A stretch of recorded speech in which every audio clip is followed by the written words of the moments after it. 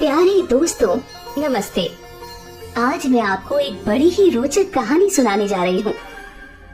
वैसे तो भगवान श्री कृष्ण के हृदय में राधा रानी का वास था, लेकिन उनके अलावा उनकी 8 रानियां और भी थीं, जिनमें रुक्मणी उनकी पटरानी थी और बाकी की 7 पत्नियां भी जामवंती, सत्यभामा, कालिंदी, मित्रबिंदा, सत्या, भद्रा और लक्ष्मणा।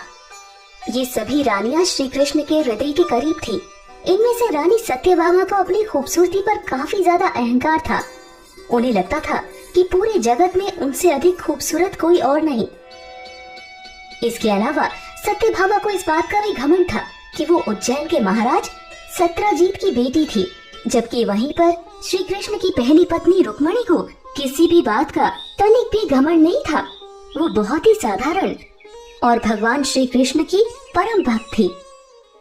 इधर सत्यभामा भी कृष्ण के साथ ज्यादा से ज्यादा वक्त बिताने का प्रयास करती, जिससे रुक्मणी को कोई परेशानी नहीं होती।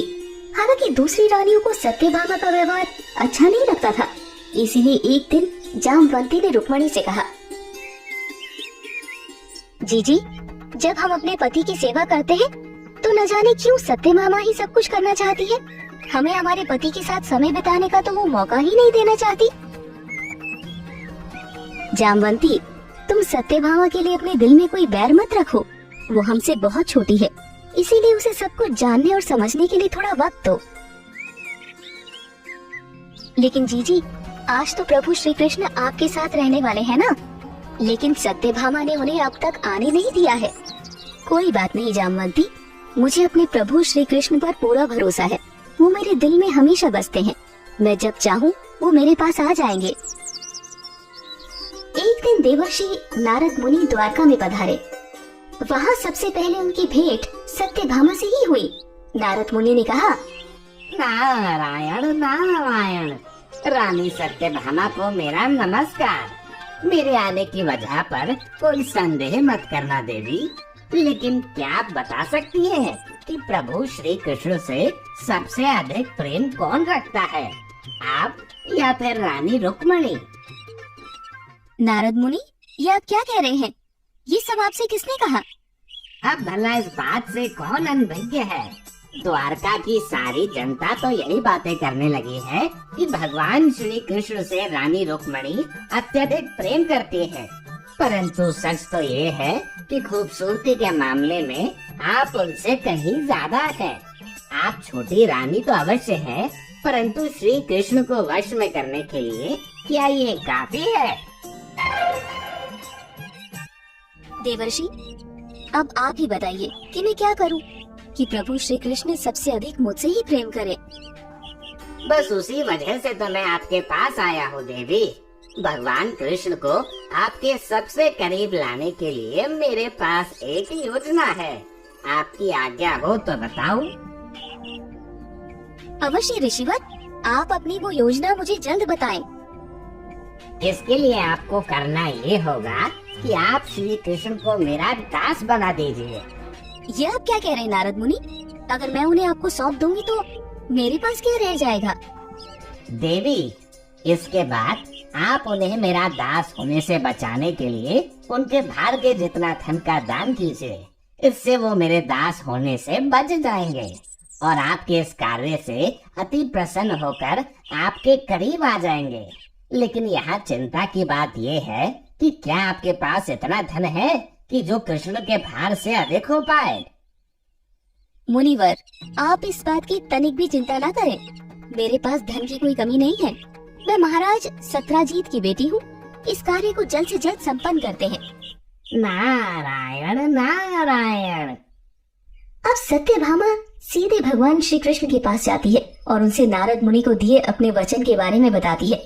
ऐसे में भगवान श्री कृष्ण उनसे कहते हैं, सत्यभामा, तुम ये क्या कह रही हो? क्या सच में तुम मुझे नारद का दास बनाने के लिए तैयार हो? आप चिंता मत कीजिए प्रभु, मैं ऐसा कुछ भी नहीं होने दूंगी।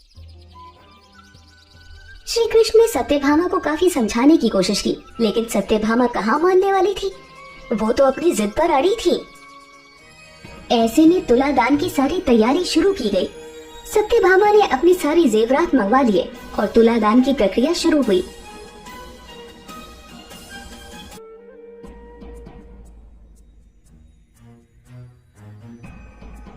तुला के एक ओर श्री कृष्ण बैठे और दूसरी ओर हीरे जवाहरातों के जेवर और अन्य धन की वस्तुएं रखी जाने लगी। इस आयोजन के दौरान द्वारका के सारे लोग वहां पहुंच गए। सभी सत्यभामा के द्वारा नारद मुनि को दिए वचन से हैरान थे। इधर सत्यभामा तराजू पर सोने, चांदी, हीरे और मोतियों के जेवरात रखती चली गई, लेकिन तराजू टस से मस नहीं हो रहा था। सत्यभामा ने और भी ढेर सारे गहने मंगवाए और तराजू पर डालती चली गई, लेकिन श्री कृष्ण के भार के सामने तराजू हिल तक नहीं रहा था। नारद मुनि ने कहा, देवी, आप इस बात का स्मरण रखें कि यदि आप कृष्ण के भार के जितना धन देने से चूक जाती हैं, तो कृष्ण मेरे दास बन जाएंगे। कितने आश्चर्य की बात है, ये तुला तो जरा भी नहीं हिल रहा। सत्यभामा ने कहा। अब सत्यभामा ने अपने सारे जेवरात मंगवा लिए और तुला पर डाल दी।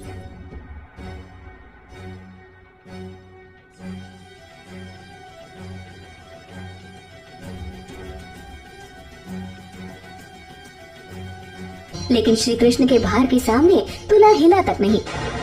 देवी, मुझे क्षमा करें, लगता है अब आपके पास देने के लिए कुछ भी नहीं रहा। अब से श्री कृष्ण मेरे दास हैं। नारद मुनि, कृपया करके आप ये ना कहें। मेरे पास जो कुछ भी है वो सब मैंने अपने भगवान के लिए दे दिया है।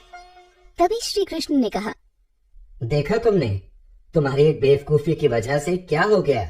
मुझे नारद का गुलाम बनकर रहना होगा। सत्यभामा रोती हुई बोली, मुझे क्षमा कर दे प्रभु, अब मैं क्या करूं?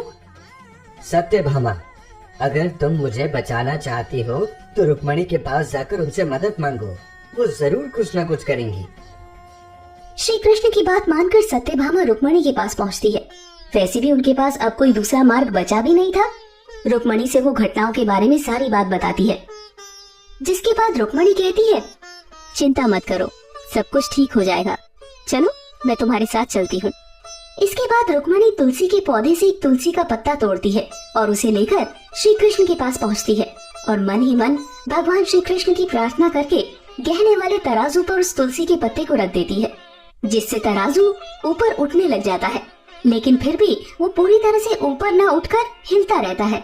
ऐसे में श्री कृष्ण कहते हैं,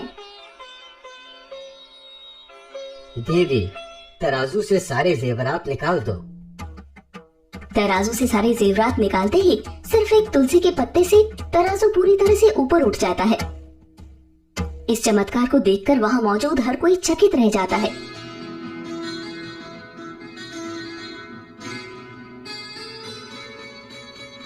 तो वही सत्यभामा भी कुछ बोल पाने में असमर्थ थी। वो ये सब देखती रह गई। तब श्री कृष्ण उस तराजू से उतरकर सत्यभामा के नजदीक पहुंचे। तुमने मेरे लिए अपने सारे गहने निकाल कर दे दिए, लेकिन उसमें तुम्हारी भक्ति नहीं थी। उसमें तो सिर्फ और सिर्फ तुम्हारा घमंड था। लेकिन रुक्मणी के मन में सिर्फ और सिर्फ भक्ति की भावना थी, जिसकी वजह से एकमात्र तुलसी का पत्ता भी मुझसे अधिक भारी हो गया। मुझे क्षमा करे प्रभु, आज नारद मुनि की वजह से मुझे सही सबक मिल गया। मेरा घमंड टूट गया। अब से मैं भी सच्चे दिल से और पूरी श्रद्धा से भक्ति करूंगी। नारायण नारायण। देवी, आपने सत्य को समझकर स्वीकार कर लिया, ये बहुत अच्छी बात है। नारायण नारायण।